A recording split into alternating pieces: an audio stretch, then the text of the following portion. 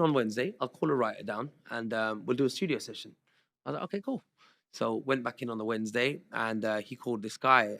His name's Daljit from East London, and he went by the name of Iceman Dudley, right? And so he wrote, I'm putting this as the last song on there.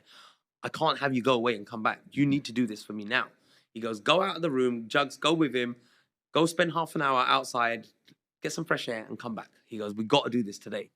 So we went outside, and me and him started vibing. We started vibing, and we started bouncing ideas off each other. And I co-wrote that song. I co-wrote Najina, my first single, and then we started putting it down, started vocaling it. The next day, I think I vocaled it because we wrote it that day, and Rishi was like, "Okay, so when can you record this, Jugs?" And I was like, I was thinking like next week. In my head, I'm thinking like next week or so. And he's like, I said, I don't know. I said, let me learn it. He goes, all right, when can you do it? Tomorrow, day after? And I'm like, oh shit, this guy's quick, man. So this is a Wednesday, we've written it, and he's like, Friday, come Friday. And I'm like, okay. So I couldn't say no, obviously. At any point, I could not say no to this guy because he's giving me an opportunity, right? Yeah. If I say no, I might just blow it. Yeah. So I had to go with it. I said, yeah, okay, I'll be back on Friday. So I went away, learned the song. I'm reciting it, made it mine.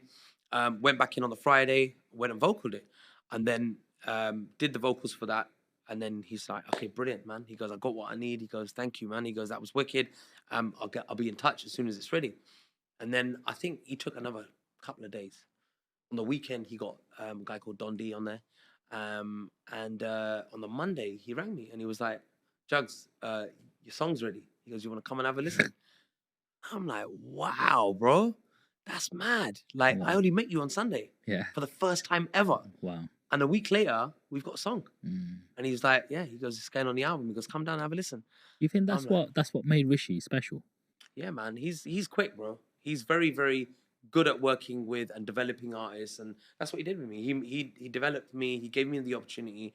He helped me start my career. He gave me the opportunity that I was looking for, that I needed in this career. And, sometimes I guess if I never met him, I don't know where I would be. I might be in a restaurant because I loved. Somebody asked me that once before. If you weren't a singer, what would you be? I said I'd be a chef. I'd have a restaurant because I used to have a kebab shop. When I was 18, when I left uni, I had a kebab shop, and that's what I was going to do. So it wasn't a shop. It was a food market store. Right. I was in a market in Stevenage, and that's another. I would talk about that another time. But I have two questions for you here. Go on.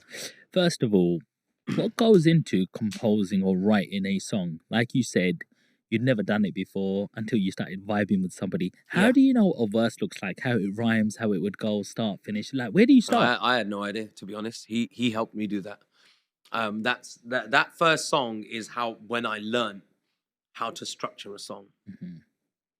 Your style, your antra, you're basically like your chorus, your pre-chorus, your verse, and all of that structure.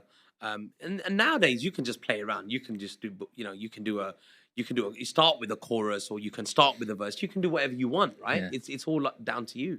It's how you want to put your song out. Everyone's chopping and chaining and doing whatever they want now. So there's no real kind of concrete structure to a song, but there is a general kind of way of doing it, and that was taught to me on that day. And then after that, I just started writing songs myself. I wrote Sonia, I wrote Billo, and then all the covers, all the remixes, all the features with Craig David, Missy Elliott, Britney, this, that, went out to like 10 different producers, and then the best ones would get picked and get put on, and everyone that we got offered, everyone that got pitched, we got on. So yeah, one with Craig David, they were mad. The one with Craig David, them ones, they were just. Craig David's a legend, man. He's still going right now, strong as well with his whole TS5 brand. He's reinvented himself. Yeah, he has. And it's so important, like in terms of like, how do you reinvent yourself? I think reinventing yourself is just styling, the things you do, the way you look, the type of music you're putting out, maybe making some small changes. How do you Um, keep up with trends? Like the beats have changed from 20 years ago to 10 right, years ago to now. Like, yeah. So that I think doesn't need to change so much mm, because people come to you for a certain sound, mhm, right? Now, for example, if I started changing what I do to make it sound like what somebody new and that is working right now is doing, that might not work for me. mm, So don't jump on the bandwagon and don't jump on someone else's trend because if it's working for him, it's not necessarily going to work for you. What's worked for me has the pop stuff that I've been doing for the last yeah. 20 years, you know? So where does that line come of coachability still being able to be coached and divert a little bit, where you see certain artists will be in the 1990s to the noughties to now, there's a few artists out there, that they do change it to what's relevant just to stay relevant Yeah, yeah, themselves. yeah. Where's that line? Where is it you want to be?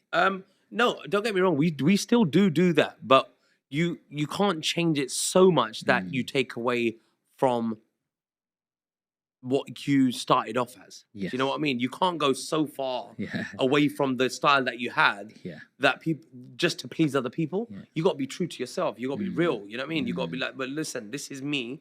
This is my sound. Yes, I'll give you an example. Like there's a song that we just did called Vang, right? It came out probably about 8 weeks ago.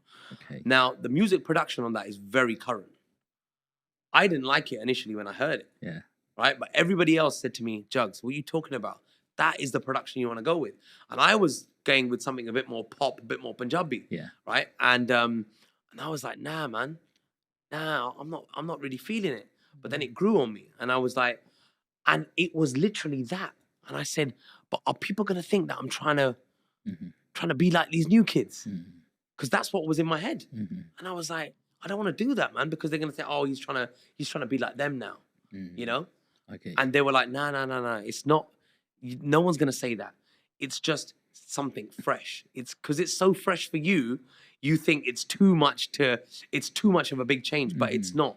You're still giving your vibe as you would, but the producer has done something which is making it fresh for Hmm. today's sound, Hmm. and it worked. It worked well. People really liked it, and it increased my numbers by quite a considerable amount, and it was good. It was good. So it is good to change. It's good to keep it real, but it's good to have those changes. But those are the people that you work with. They can bring that. Hmm. So you go to a certain producer for a certain sound, you bring your style and you bring their style and you match it up, and that's a good compromise. Hmm. So you don't change yourself too much. I, That's the line, I guess. I hear you. How does this is a sensitive topic, but Mm. how does the money side of things work? So Rishi Rich is now giving you an opportunity